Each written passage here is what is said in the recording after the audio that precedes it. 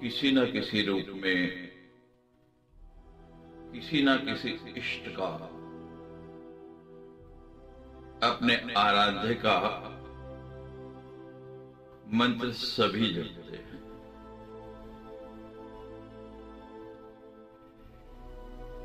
कोई श्रद्धा से, कोई केवल क्रिया मात्र से,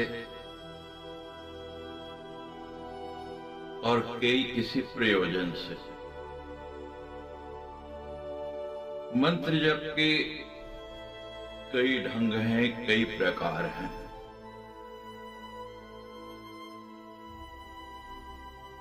मंत्र कैसे जपा जाए, मंत्र की माला कैसी हो, आसन कैसा हो, इस पर आप लोगों ने अनेक चर्चाएं सुनी हैं। आज हमारी चर्चा इनसे थोड़ी भिन्न है। हम आपको जप के प्रकार बताने जा रहे हैं। जप के अनेक प्रकार हैं। जप योग के अनेक साधन हैं। परमार्थ साधन के हमारे यहाँ कर्म योग, भक्ति योग, ज्ञान योग और राजयोग, ये 4 योग कहे गए। ये 4 बड़े विभाग हैं। और जप करने की 14 प्रकार हैं। 14 प्रकार के जप हैं, उनमें ये चारों भी आ जाते हैं। वे 14 प्रकार हैं। नित्य जप, नैमित्तिक जप, काम्य जप, निषिद्ध जप, प्रायश्चित जप, अचल जप, चल जप, वाचक जप, उपांशु जप, भ्रमर जप, मानस जप, अखंड जप, अजपा जप और 14वां है प्रदक्षिणा जप। इन सभी जपों के विषय में आप हमारे जो हमने पोस्ट डाली उसमें पढ़ चुके हैं।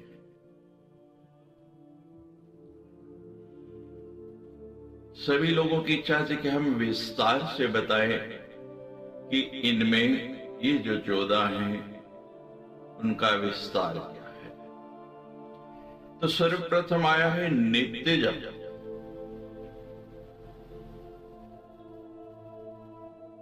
नित्य का मतलब है प्रतिदिन, जो हम प्रतिदिन करते हैं।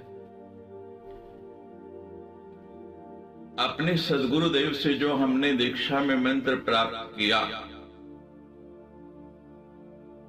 हमने सद्गुरु के सामने संकल्प किया, जितनी संख्या सद्गुरु ने कही, हमने उनको वचन दिया कि हम इतना जप नियमित रूप से प्रतिदिन करेंगे। ये नित्य जप है। ये जप सबसे अधिक उपयोगी है और इसको नित्य ही करना चाहिए। और कम से कम जितना सद्गुरु ने कहा उतना तो अवश्य करना चाहिए। उससे अधिक कर पाए, उससे ज्यादा करें तो और सुंदर। लेकिन अगर अधिक नहीं कर सकते तो जितना सद्गुरु को वचन दिया है उतना जप तो जरूर करना है। इस जप को कभी छोड़ना नहीं। आपत्ति काल में भी इसका त्याग नहीं करना। यात्रा हो, अस्वस्थता है, बीमारी की अवस्था है, स्नान भी नहीं किया, शौच अशौच हो गया, सूतक या पातक हो गया, कोई बहुत आवश्यक कार्य पड़ गया, तो भी अवसर निकाल के इस जप को आपको करना ही है। जैसे प्रतिदिन झाड़ना, बुहारना, बर्तन मांजना, कपड़े धोना, स्नान करना, ये नित्य कर्म है। इनको रोज करना ही पड़ता है। शौच जाना, आप जिन जिन प्रसाधनों का उपयोग करते हैं उनका उपयोग करना, क्यों करते हैं? नित्य की जो गंदगी आ जाती है, जो बुराई आती है, उससे साफ होते हैं। हमारे प्रतिदिन की दिनचर्या अनेक ऐसे कार्य हो जाते हैं जिनके दोष हमको लगते हैं। नित्य जप से वो दोष दूर होते हैं। जप का अभ्यास बढ़ता है, उसमें कंटिन्यूटी आती है, और जैसे जैसे अभ्यास बढ़ता है उसमें उत्तरोत्तर आनंद आने लगता है। आनंद आता है तो उससे चित्त शुद्ध होता है, और स्वतः ही जब चित्त शुद्ध होता है तो हमारे मन के अंदर, हमारे चित्त के अंदर बुरे नहीं अच्छे विचार स्वयं ही सुफुरने लग पड़ते हैं। जब की संख्या जो जो बढ़ती है, ईश्वर की कृपा भी त्यों ही त्यों अधिक हमको अनुभूत होने लगती है। उनके प्रति हमारी निष्ठा दृढ़ होती है। हमारे यहाँ त्रिकाल संध्या के लिए और निश्चित और नियमित रूप से प्रतिदिन त्रिकाल संध्या करनी चाहिए। प्रातः काल जब मंत्र जपें तो माला जो आप पकड़ते हैं वो नाभि के निकट होनी चाहिए। प्रातः काल की संध्या में माला का स्थान, और माला देखिए नंगी माला नहीं जपने हैं, माला गोमुखी के अंदर होनी चाहिए, गोमुखी के अंदर माला डाले होने चाहिए। जब मध्याह्न संध्या करें तो उसका स्थान हृदय पे आ जाता है, वो माला हृदय के पास यहां पकड़नी चाहिए। और जब सायंकालीन संध्या हो तो माला थोड़ी और उठ जाए, कंठ के स्तर तक आ जाए। ये हमारा नित्य का जप है। इसको किसी भी परिस्थिति में कभी भी आपको छोड़ना नहीं है। इसका नियम कभी भी भंग नहीं होना चाहिए। अब दूसरा है नैमित्तिक जप। ये नैमित्तिक जप क्या है? जैसा कि नाम है, जो किसी ना किसी निमित्त से किया जाए, किसी ना किसी प्रयोजन से किया जाए। चाहे देव पितरों के संबंध में कोई जप किया जाए, किसी इष्ट के, जैसे हर सप्ताह के एक एक दिन अलग अलग इष्ट का वार है। सोमवार है तो भगवान शंकर का वार है, मंगलवार है तो कई लोग हनुमान जी का वार मानते हैं, कई लोग अन्य देवताओं का वार मानते हैं। बुधवार गणपति की पूजा करते हैं, गुरुवार को गुरुओं की, बृहस्पति की पूजा करते हैं, शुक्रवार को भगवती की पूजा करते हैं, शनिवार को हनुमान जी की, अधिकांश उत्तर भारत में तो शनिवार ही हनुमान जी की पूजा होती है, और रविवार आता है तो भगवान सूर्य देव की हम लोग आराधना करते हैं। ग्रहण आ गए, ग्रहण के पर्वों में चंद्र ग्रहण है या सूर्य ग्रहण है, उस निमित्त हम जब कर रहे हैं, इसलिए पाठ कर रहे हैं। श्राद्ध आ गए तो श्राद्ध के लिए, अपने पितरों के निमित्त पाठ कर रहे हैं। एकादशी आ गई, शिवरात्रि आ गई, रामनवमी आ गई, कृष्ण जन्माष्टमी आ गई, नवरात्रि आ गई, गणेश चतुर्थी आ गई, रथ सप्तमी आ गई। इन शुभ दिनों में उन पर्वों के निमित्त आप जप करते हैं, तो ये निमित्त जप है। रात को एकांत में निमित्त जप करने से देवता प्रसन्न होते हैं। न देवतोषणम व्यर्थम, देव को प्रसन्न करना कभी भी व्यर्थ नहीं जाता, ये मंत्र शास्त्र कहता है। इष्ट काल में इसकी सफलता अपने आप ही प्राप्त होती है। पितरों के लिए किए हुए जप से उनकी सदगति होती है, उनका आशीर्वाद मिलता है। हमारा उनकी कोख से जन्म लेना इसी बात को चरितार्थ करता है, जिसका उद्देश्य है कि संकल्प पूर्वक जो जप किया गया, ब्राह्मण लोग आपसे पहले संकल्प कराते हैं और फिर वो जप आपकी निमित्त करते हैं। यानी जिसके लिए, जिसके निमित्त वो जप किया जा रहा, वो उसको प्राप्त हो। दोनों हाथ जोड़कर जिसके निमित्त आप ये जप कर रहे हैं उसका स्मरण करते हुए इस जप को करें और फिर उसी को समर्पित कर दें।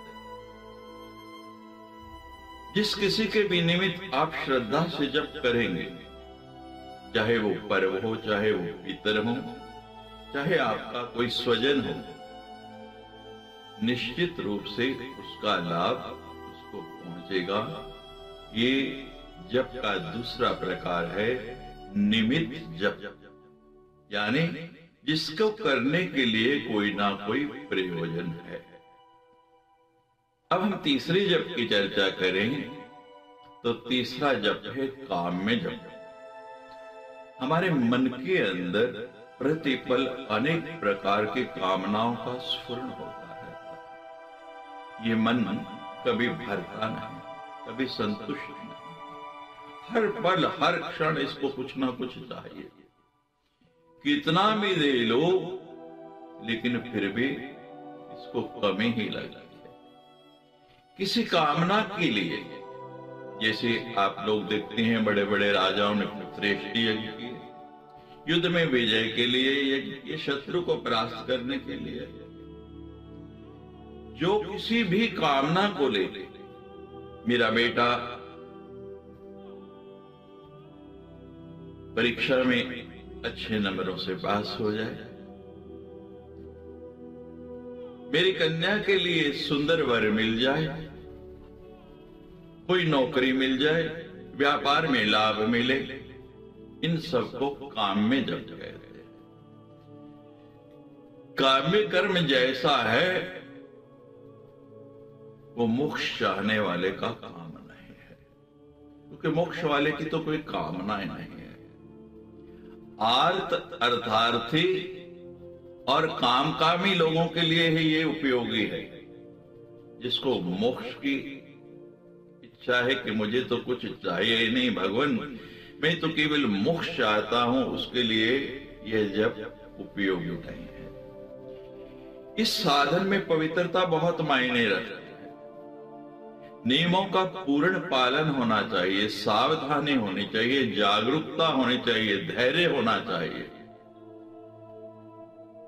मनोनिग्रह और इंद्रिय निग्रह, अपनी वाणी पर वाक के ऊपर नियंत्रण होना चाहिए, संयम होना चाहिए, और आहार बहुत कम, मित आहार का में जप के अंदर कहा गया है।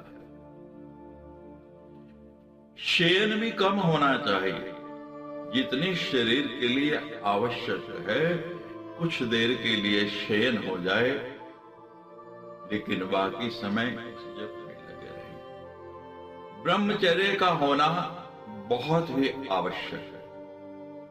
योग्य गुरु से लिया हुआ योग्य मंत्र विधि पूर्वक जप हो, मन की एकाग्रता हो, और जिनसे ये जप कराया जा रहा है उनको उचित दक्षिणा देके संतुष्ट करके भोजन करा के हवन किया जाए, तो निश्चित रूप से जो अनुष्ठान आप कर रहे हैं उसमें सफलता मिलती है और आपकी कामना अवश्य पूर्ण होती है। जो धर्म विरुद्ध कामनाएं हैं वो आप पूरी करना चाहते हैं। जैसे राक्षसों ने जब भी काम्य जप किया, शक्ति की प्राप्ति के लिए, धन की प्राप्ति के लिए, समृद्धि की प्राप्ति के लिए, उनकी वो क्षुद्र कामनाएं भी पूर्ण हुई। लेकिन हम मानव हैं, इंसान हैं, क्षुद्र साधनों के पीछे ना पड़कर हमें हितकर जो हमारे लिए और समाज के लिए हो वो कामना करके जप करना चाहिए। क्षुद्र साधनों से भयंकर हानि होने की अपेक्षा रहती है।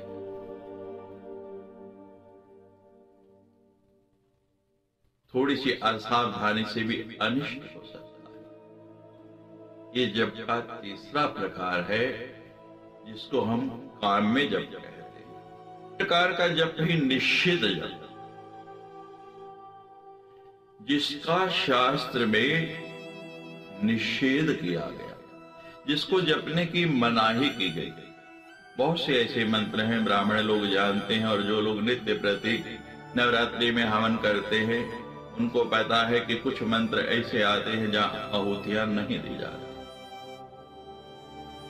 मनमाने ढंग से अविधि पूर्वक और बिना नियम के जपने को ही निषिद्ध जप है।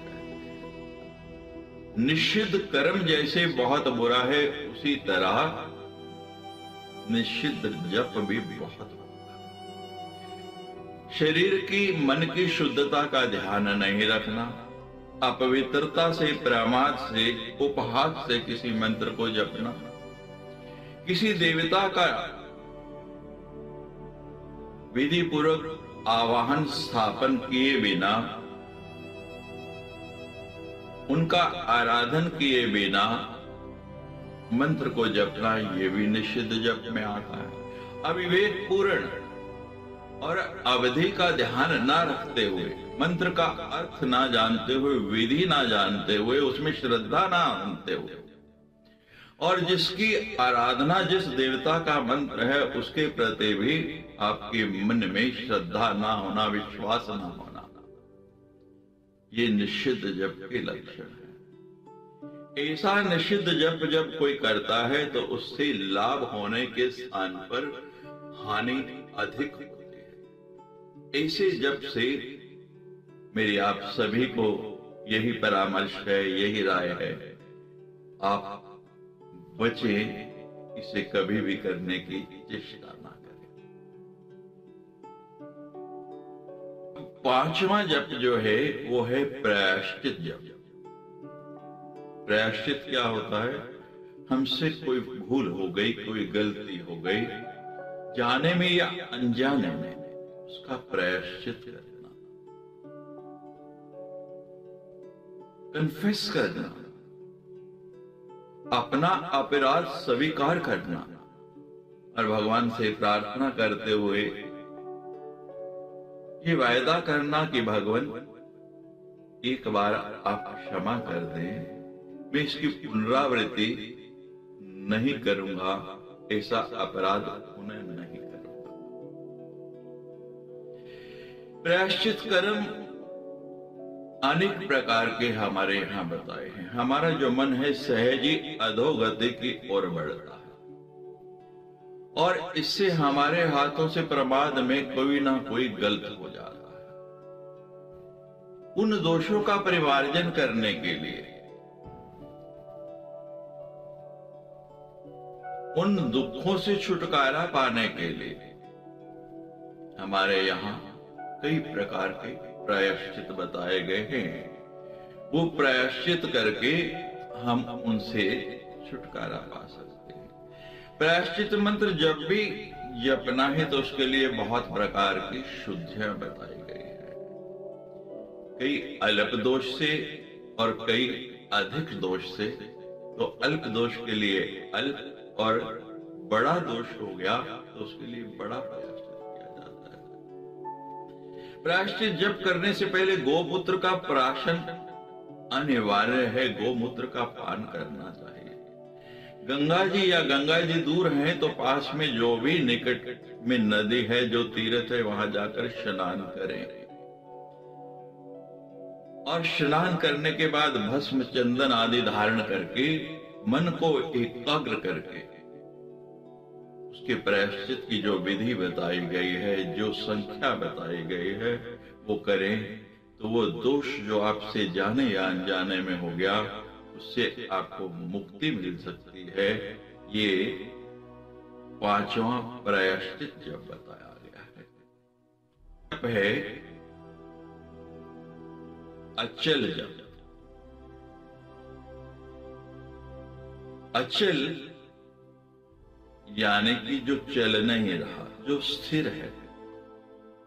बचपन में आप लोग खेलते होंगे, हमने कई बार देखा बच्चे एक दूसरे की ओर इशारा करके कहते स्टैचू, यानी स्थिर हो जाओ, हिलना नहीं।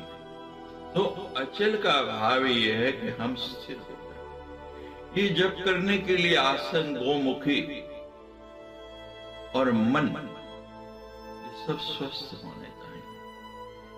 इस मंत्र के जपने से, इस विधि से जपने के आपके अंदर जो गुप्त शक्तियां हैं, जो सुप्त हैं, सोई हुई हैं, भी जागृत होकर विकसित होती हैं। इसमें इच्छा शक्ति के साथ साथ पुण्य का संग्रह भी बढ़ा है।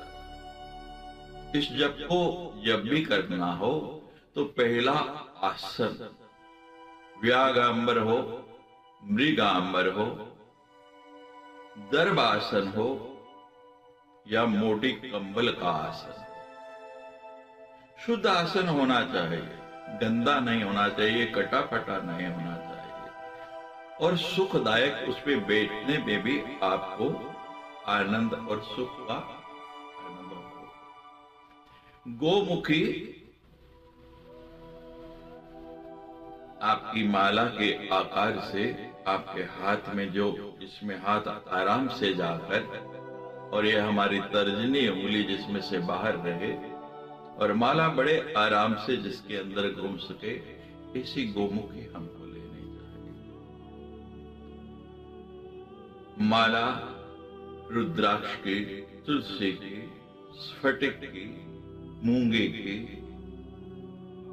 जैसा भी आप जप कर रहे हैं उसके अनुसार वो माला होने चाहिए।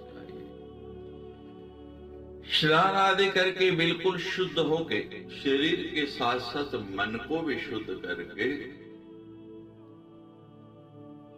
हमें ये संकल्प लेना है कि अचल जप है, मैं इतने समय के लिए एक आसन में बैठ के, जो भी आसन आप सही से लगा सके, पद्मासन है, सिद्धासन है, वीरासन है, सुखासन है, जिसमें भी आपको आनंद, एक संख्या निर्धारित करें, समय निर्धारित करें कि मुझे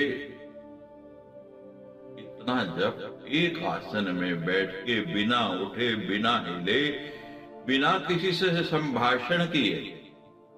आजकल तो जप करने बैठते हैं और बैठे हैं अचल जप के लिए, लेकिन महाराज एक ऐसा विज्ञान का आविष्कार हम साथ में रखते हैं कि जो बड़े से बड़े पहाड़ को भी हिला देता है। मैं क्या कहना चाहता हूं, मोबाइल को उस समय बिल्कुल भी साथ नहीं रखना है, पास नहीं रखना है। भूल जाइए कि हमारे पास मोबाइल है, नहीं, वो आपको स्थिर नहीं रहने देगा।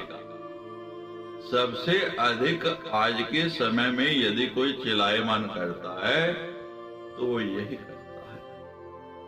और इस सबके बाद की बात है एकाग्रता। शरीर अचल हो गया, प्रयास करें, कठिन नहीं है। अभ्यास से क्या नहीं हो जाता। करत करत अभ्यास के जड़मति होत सुजान, करत करत अभ्यास के जड़मति होत सुजान, रस रे आवत जात ते सिल पर होत निशान। अरे रस्सी की रगड़ से पत्थर की शिला पर निशान पड़ जाता है, तो हम अभ्यास करेंगे तो क्यों नहीं होगा। एकाग्रता रहे।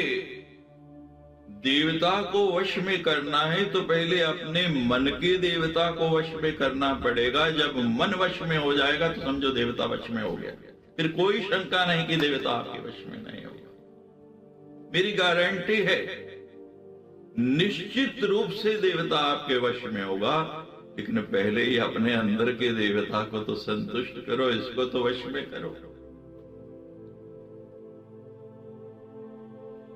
आहार विहार की शुद्धता इसके लिए बहुत आवश्यक है। आहार मित करें, हल्का करें, सुपाच्य करें। आहार अगर सही नहीं होगा तो वो भी आपको स्थिर नहीं रहने देगा।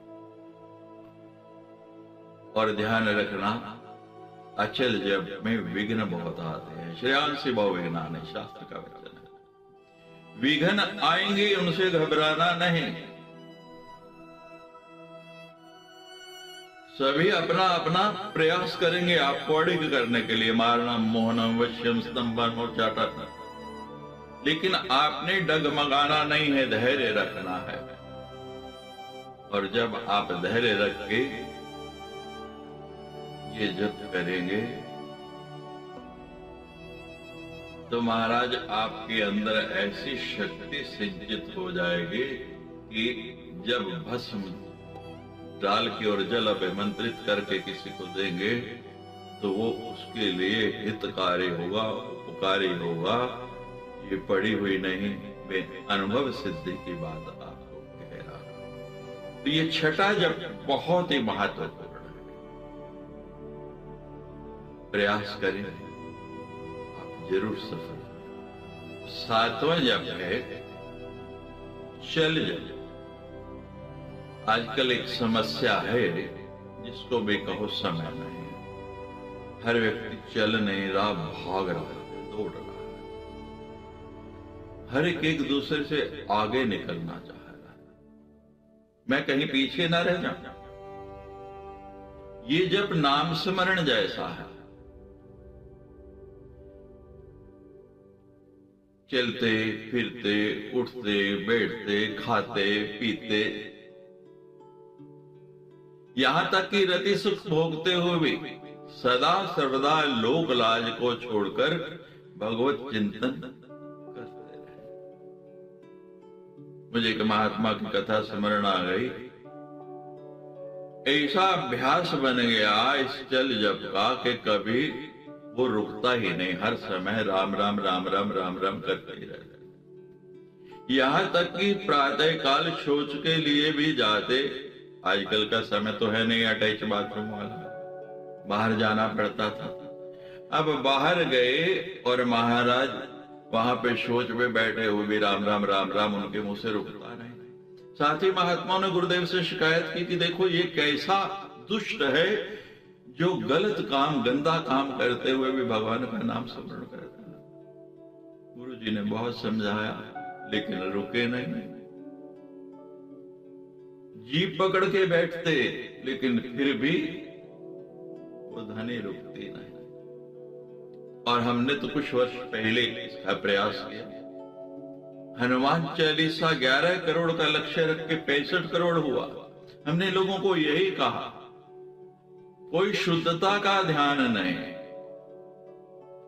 किसी भी परिस्थिति में निरंतर इस मंत्र को जपते रहो। यहां तक कि बर्तन मांजते हुए, खाना बनाते हुए, नहाते हुए, श्रृंगार करते हुए। और परिणाम ये हुआ कि विश्व भर के लोग लग गए, क्योंकि आजकल हर व्यक्ति इजी गोइंग है, सरलता के हो जाता है। जप चलता रहे, भजन चलता रहे, बस एक काम करना है, इस जप को करते हुए आप मिथ्या भाषण नहीं करें, किसी की निंदा नहीं करें, किसी को कठोर वचन नहीं सुनाए, किसी से जली कटी बातें नहीं करें। आपकी वाक शक्ति प्राप्त होगी, वाक सिद्धि हो जाएगी। इन दोषों से बचें। आप देखेंगे आपका मन जो है प्रसन्न रहने लगा, आप प्रसन्न चित्त रहेंगे। इससे कर्म के बंधन छूट जाते हैं, मन निर्विषय हो जाता है, ईश सानिध्य बढ़ता है, साधक निर्भय होता जाता है और उसका योग क्षेम भगवान स्वयं वहन करते हैं। वे मन से ईश्वर के समीप और तन से संसार के समीप। पंजाबी कहते हैं मन यार वल और ये शरीर जो है संसार वल। इस जप के लिए किसी माला की कोई आवश्यकता नहीं है, किसी गिनती की जरूरत नहीं है। फिर भी कुछ लोग कि ये नियम टूटे नहीं, जिनको अभ्यास नहीं हुआ, भी छोटी सी सुमरनी रखते हाथ में, 27 मन के की, कोई 18 मन के की, उसको हर समय फेरते रहते हैं। आपने देखा होगा अनेक संतों के, अनेक साधकों के हाथ में एक छोटी सी सुमरनी होती है और हर समय वो चलती रहती है कि कहीं गलती से भी विस्मरण नहीं हो जाए, उसको जपना भूल नहीं जाएं, तो ये जो सुमरनी है वो विस्मरण नहीं होने देती, आपको स्मरण करने देती। सुमरनी छोटी होनी चाहिए, बहुत बड़ी नहीं, और सुमरनी भी नंगी नहीं होनी चाहिए। बहुत से लोग हम देखते हैं नंगी जपते हैं, उसको भी गोमुखी में डाल के ढक के दिया, कपड़े से रुमाल से ढक के रखे। ये सुमिरन करते हुए आप देखिए सब काम आपका स्वतः ही होता जाएगा। ये 7वां प्रकार है। 7 के अंक को शुभ कहा जाता है, लकी कहा जाता है। आप भी अब जप का 8वां प्रकार है वाचक जप, यानी बोल के करना, उच्चारण करके करना। जिस जप का जोर से उच्चारण होता है, दूसरे भी सुन सकते हैं, उसको वाचक जप कहते हैं। जैसे कि हम लोग कीर्तन करते हैं, बहुतों के विचार में ये जप निम्न कोटि का है और इससे कुछ लाभ होने वाला नहीं, परंतु मैं विचार और अपने अनुभव से ये कह सकता हूं कि जो लोग दूसरे जप नहीं कर सकते, उनके लिए ये जप बहुत अच्छा है। विधि यज्ञ की अपेक्षा वाचक जप जो है वो 10 गुना श्रेष्ठ बताया गया है। ये बात स्वयं मनु महाराज ने कही है। जप योगी के लिए यह जप बहुत सुगम है। आगे के जप जो आएंगे अभी इसके बाद के, वो क्रम साध्य और अभ्यास साध्य है, यानी उनके लिए बहुत प्रैक्टिस करनी पड़ेगी, लेकिन इसमें कोई ज्यादा प्रैक्टिस की आवश्यकता नहीं। राम राम राम राम, कृष्ण कृष्ण कृष्ण कृष्ण, जय मां जय मां जय मां, गणपति बापा मोरया, कुछ भी आप करते रहे। इस जप से कुछ यौगिक लाभ भी होते हैं। शरीर के अंदर हमारे जो चक्र हैं उनमें कुछ वर्ण बीज होते हैं, महत्वपूर्ण मंत्रों में उनका विनियोग रहता है। इस विषय को विद्वान और अनुभवी जप योगियों से जानकर भावना पूर्वक जप करने से वर्ण बीज की शक्तियां जाग उठती हैं। जैसे विवल स्वर में बालक मां को पुकारता है, उसी प्रकार आप इस वचन को बोलते बोलते जप कर रहे हैं। इस जप से आपके अंदर ऊर्जा आती है। आपने देखा कीर्तन करने वाले किसी कीर्तन करते करते कितने जोश में आ जाते हैं। शरीर के अंदर एक ऐसी शक्ति आ जाती है जैसे कोई हिडन पावर, छिपी हुई शक्ति एकदम उनमें अंदर प्रकट हो गई। ये जब प्रपंच और परमार्थ दोनों ही स्थितियों में उपयोगी है और अभ्यास के लिए, प्रारंभ करने के लिए वाचक जप बहुत जरूरी है। अब 9वां जप, इसको उपांशु जप कहते हैं। वाचक जप में बोलना है और उपांशु में बिल्कुल चुप रहना, यहां तक कि ना होठ हिले ना जीवा, अंदर ही अंदर मुख के अंदर ये जप उच्चारण हो रहा है, चल रहा है और बाहर किसी को पता भी नहीं लग रहा।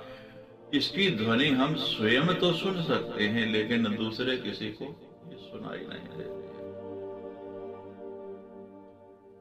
विधि यज्ञ की अपेक्षा आपको बताया था वाचक यज्ञ 100 गुना है और वाचक से उपांशु जप 100 गुना है। इससे मन की मूर्छना आने लगती है। जब आप ये उपांशु जप कर रहे होते हैं तो धीरे धीरे मन मूर्छित होने लगता है, इसे बेहोश होता जा रहा है, निश्चेत होता जाता है, और यहीं से हमारी एकाग्रता आरंभ होती है। हमारी कंसंट्रेशन बढ़ने लग पड़ती है। हमारी जो वृत्तियां हैं वो बाहर मुखी की जगह अंतर्मुखी होने लगती हैं, भीतर की ओर हमारी वृत्ति चलने लगती है। हमारी दृष्टि बाहर की ओर कम और अंतर की ओर ज्यादा बढ़ने लगती है। हमारे अंग प्रत्यंग के अंदर उष्णता बढ़ती जाती है। ये तप का तेज है। इस जप में अपने आप ही नेत्र जो हैं भगवान शंकर की तरह अर्धोन्मीलित होने लगते हैं। धीरे धीरे आंखें कभी खुलती हैं, कभी बंद होती है, कभी खुलती है, कभी बंद होती है। एक नशा सा आने लगता है, हल्का हल्का सरूर सा आने लगता है। मनोवृत्तियां कुंठित हो जाती, सिकुड़ जाती हैं। इसके द्वारा साधक जो है स्थूल से सूक्ष्म की ओर बढ़ने लगता है, सूक्ष्म में प्रवेश करने लगता है। वाणी के सहज गुण प्रकट होने लगते हैं। मंत्र का प्रत्येक उच्चारण इसे लगता है कि हमारे मस्तक के ऊपर कुछ असर कर रहा है, प्रभाव डाल रहा है। हमारा भाल प्रदेश और ललाट में कभी कभी वेदना से भी लगती है, जैसे सिर दर्द होता है, हेडेक होता है, कभी कभी ऐसा भी अनुभव होने लगता है। लेकिन घबराना नहीं है। अभ्यास से धीरे धीरे स्थिरता आ जाएगी। और इस उपांशु का एक और नाम भी है इस जप का, उसको उपायवाचक जप भी कहा जाता है। दूसरा कोई सुने ना, केवल मैं सुनूं या जिसको सुना रहा हूं वो सुने, ये उपांशु जप है। 9वें प्रकार जप की उपांशु जप। अब 10वीं प्रकार का जो जप है उसको भ्रमर जप कहा गया है। द्विरेफ कहते हैं भ्रमर को, जिसके अंदर 2 रह लगे हुए हैं। भय के नीचे भी रह है और बाद में भी रह है। भंवरे की तरह ये गुंजार हो रहे हो। ये जो जप है, यानी जैसे भ्रमर का इस तरह की गुंजार है। किसी को यह करते देखकर आप उसको फॉलो करें, उसका अनुसार करें, तो आपको बहुत जल्दी अभ्यास हो जाएगा। आपने देखा होगा योग में भ्रामरी प्राणायाम जो है वो इसी का एक रूप है। इसमें होंठ नहीं हिलते, जीभ हिलाने का भी कोई विशेष कारण नहीं होता है, केवल गुंजार हो रही है, अपने आप ही वो रिबाउंड हो रहा है। आंखें जिसे झपकी आती है उस तरह से होने लगती। भ्रू मध्य की ओर से यह गुंजार होता हुआ अनुभूत होता है। जब आपको अभ्यास होएगा तो लगेगा ये आवाज कहां से आ रही, तो आपको लगेगा कर्णों के अंदर जो स्वर आ रहा है वो मुख से नहीं, मेरे भ्रू मध्य से आ रहा है। ये जब बहुत महत्व का है। इसमें प्राण बहुत ही सूक्ष्म हो जाता है, स्वाभाविक ही कुंभक होने लग पड़ता है। आप अभ्यास करके देखेंगे, जब बोलेंगे तो लगेगा कि कुंभक हो रहा है। उतनी देर के लिए श्वास स्वतः ही अंदर रुक रहा, प्राण गति धीमे धीमे धीरे धीरे कम होती जाएगी और स्वतः ही पूरक हो जाएगा। फिर धीरे धीरे रेचक होने लगेगा। पूरक करने पर गुंजार व आरंभ होता है और अभ्यास में एक ही पूरक में अनेक बार मंत्रावृत्ति हो जाती है, अनेक बार मंत्र जप।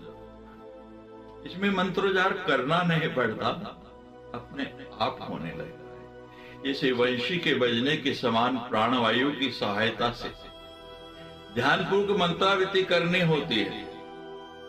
वंशी में जैसे हम ध्वनि श्वास इकट्ठा करके डालते हैं और बाहर निकलते, इसी प्रकार इस जप में भी प्राणवायु से ह्रस्व दीर्घ कंपन सा होने लगता है और उससे उसी की तरह, वंशी की तरह ही बड़ी सुंदर ध्वनि आने लगती है। आधार चक्र से लेकर और आज्ञा चक्र तक उसका कार्य अल्पाधिक रूप से क्रमशः स्पंदन करने लगता है, ऊपर नीचे होने लगता है। इसके करने से धीरे धीरे सभी चक्र जाग उठते हैं, शरीर पुलकित होने लगता है। नाभि, हृदय, कंठ, तालु और भ्रूमध्य में उत्तरोत्तर अधिकाधिक अनुभूति होने लगती है। सबसे अधिक परिणाम भ्रूमध्य भाग में होता है। वहां के चक्र के भेदन में इस जप से बड़ी सहायता मिलती है। मस्तिष्क में भारीपन नहीं रहता। आप इस जप के बाद जब उठेंगे तो आपको लगेगा हमारा मस्तिष्क बहुत हल्का हो गया है, जैसे सिर से कोई बहुत बड़ा बोझ उतर जाए और हम कितना रिलैक्स फील करते हैं। हमारी स्मरण शक्ति बढ़ती है, हमारी स्मृति, पुरानी पुरानी बातें जागृत हो जाती है। आपने देखा होगा संत लोग जो इसका निरंतर जप करते हैं कैसे तेजस्वी होते हैं, उनका भाल ललाट कैसे चमकता है।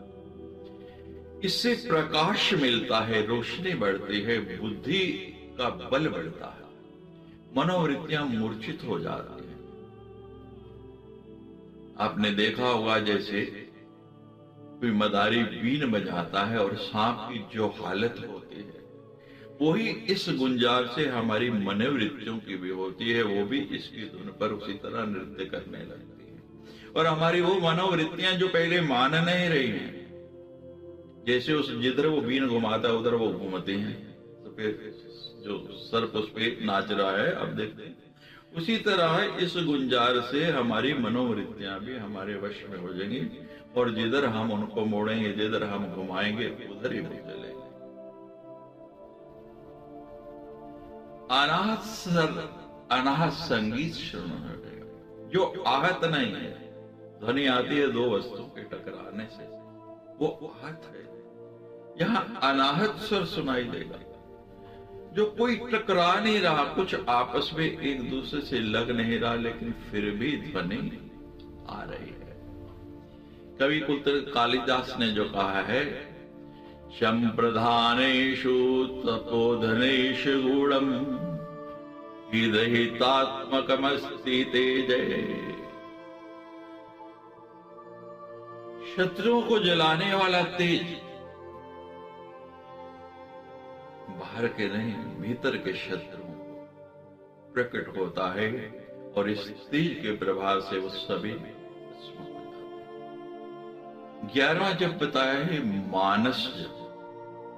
ये जप तो प्राण का है, इसमें मन आनंदमय हो जाता है, इसमें किसी मंत्र का उच्चारण नहीं करना होता है, मन से ही मंत्रावृत्ति करनी होती है।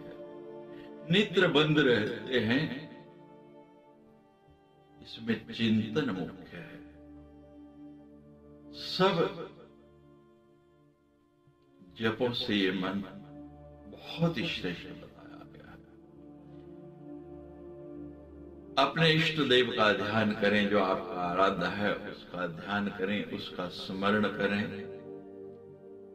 सगुण को निर्गुण लोक में लाने का प्रयास करें, सगुण से धीरे धीरे निर्गुण में जाए और उसका ध्यान करके मन के अंदर ही अनुसंधान करते हुए उसका जप करें। नादानुधान ये जप सबसे श्रेष्ठ बताया गया है। नाद के रूप में उसकी कल्पना करें। भेरी, मृदंग, शंख, इन आहत नादों से ऊपर उठ के अनाहत नाद की ओर बढ़ते हुए उसकी मधुर ध्वनि को सुनने का प्रयास करें। जैसे जैसे चित्त इसमें लगेगा, उपराम होगा, वैसे वैसे ये और अधिक सुनाई देने लग पड़ेगा। इसे एक प्रकाश की रेखा नजर आएगी, जैसे कोई ज्योति जल रही है। उसके अंदर अपने मन को लीन करने का। योग रत्नावली में आदिगुरु शंकराचार्य जी ने इसका वर्णन किया है। ज्ञानेश्वर महाराज जी ने अपनी ज्ञानेश्वरी में इस साधन की बात की है। अनेक संत महात्माओं ने इस साधन के द्वारा परम पद की प्राप्ति की है। यह एक ऐसा साधन है कि अल्प अभ्यास से ही निज आनंद प्राप्त होने लग पड़ता है। नाद में बड़ी विचित्र शक्ति है। बाहर का सुमधुर संगीत सुनने में आपको कितना आनंद आता है, उसका अनुभव आप सभी को। लेकिन जब एक बार आप ये भीतर संगीत सुन लेंगे ना, तो बड़े से बड़े संगीतकार का संगीत भी आपको बिल्कुल फीका लगना लगेगा, नीरस लगने लगे पड़ेगा, क्योंकि इसका माधुर्य ही इतना है। इसका अनुभव तो सभी को है, क्योंकि ये सबके भीतर है, लेकिन हम इसके साथ एकाकार नहीं हो पाते, और एकाकार न होने के कारण ही हम इसका आनंद नहीं ले पाते। मन का स्वामी प्राणवायु है, और प्राणवायु का स्वामी मनोलय है, और मनोलय केवल नाद के आश्रय पर ही होता है। सतत नादानुसंधान करने से ये आपका मन जो है स्वरालय बन जाता है, संगीत का आलय बन जाता है। सुंदर आसन पर बैठकर श्वास उच्छ्वास की क्रिया यानी प्राणायाम करते हुए अपने कान बंद करके अपनी दृष्टि को बाहर से अंतर्मुखी अंदर की ओर करके जब आप अभ्यास करेंगे तो निश्चित रूप से आपको ये सुनाई देगा। अब 12वां जप है अखंड जप। अखंड यानी जो टूटे ना। सांस की लड़ी टूट जाए, लेकिन ये जब तक इस शरीर की यात्रा पूरी नहीं हो जाए तब तक ये पूरा ना हो। आत्मानंद के साधन स्वरूप जो 2 संपत्तियां बताई गई हैं, उनके विषय में कहा गया है अत्यंता भाव संपत्ति ज्ञातुर्गेयस्य वस्तुने युक्तया शास्त्रार्यन्ते गीता तंत्राभ्यासिना स्थिता। ज्ञाता और ज्ञे ये दोनों ही मिथ्या है। ऐसी स्थिर बुद्धि का स्थिर होना अभाव संपत्ति कहा जाता है, और ज्ञाता और ज्ञे रूप में उनकी प्रतीति का न होना ये अत्यंत अभाव संपत्ति कहा जाता है। इस प्रकार की संपत्ति के लिए जो लोग युक्ति और शास्त्र के द्वारा यंत्रवान होते हैं, वे ही मनोनाश आदि के सच्चे अभ्यासी होते हैं। ये अभ्यास 3 प्रकार के होते हैं, ब्रह्माभ्यास, बोधाभ्यास और ज्ञानाभ्यास। दृश्य पदार्थों के असंभव होने के बोध से राग द्वेष क्षीण होते हैं, तब जो नवीन रति होती है उसे ब्रह्माभ्यास कहते हैं। एक बार ये अभ्यास बन गया, आपने देखा संत लोग कोई 12 वर्ष, कोई उससे भी अधिक संकल्प लेके अनेक संत मंत्रों का उच्चारण करते हैं। जितने जिस मंत्र के अंदर अक्षर है उतना उतना उसका उच्चारण है, अखंड भाव से जब तक वो पूर्ण नहीं हो जाएगा।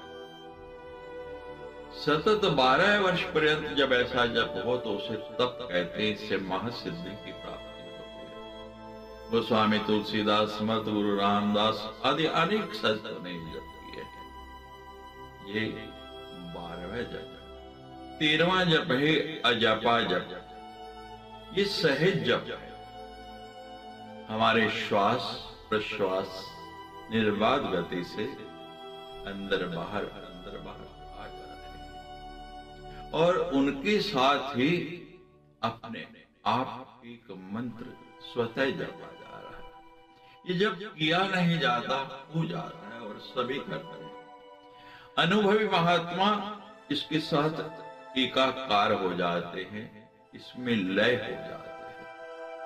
इसके लिए किसी माला की आवश्यकता नहीं, किसी आसन की आवश्यकता नहीं, क्योंकि ये क्रिया स्वतः निरंतर चल रही है। इसकी मंत्रावृत्ति अपने आप हो रही है। श्वास की जो ध्वनि, प्रश्वास की जो ध्वनि, वही ये मंत्र है। अभ्यास से मंत्रार्थ भावना अपने आप दृढ़ होने लगती है, उसका स्मरण होने लगता है। सहस्त्रों की संख्या में ये प्रतिदिन होता रहता है, बिना किए होता रहता है। इस विषय में एक महात्मा बड़ा सुंदर कहते हैं, राम हमारा जप करे, राम हमारा जप करे और हम बैठे करें आराम, हम बैठे करें आराम, आराम आराम आराम, तो राम अपने आप आएगा। आराम वो नहीं जो आप समझते हो, राम वो कि प्रतिपल भगवान को पुकारना, ये अजपा जप है। और अंतिम और 14वां जप, इसको प्रदक्षिणा जप कहते हैं।